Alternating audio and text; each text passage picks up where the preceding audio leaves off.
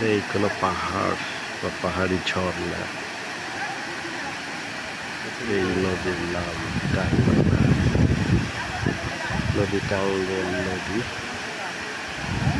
পঞ্চগড়ের এই উৎপত্তি স্থানে এত পানি নাই, বাট এটা ঠাকুরগাঁর অংশ। ঠাকুরগাঁর অংশে ব্যারেজটা দেওয়া, এর সাথে সাথে ক্ষমতা থাকতে এই ব্যারেজটা উদ্বোধন করে গেছে।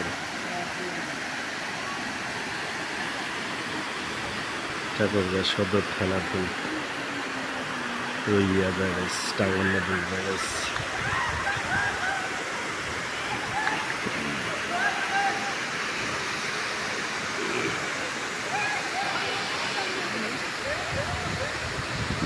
জায়গা বিশেষ পানি আছে।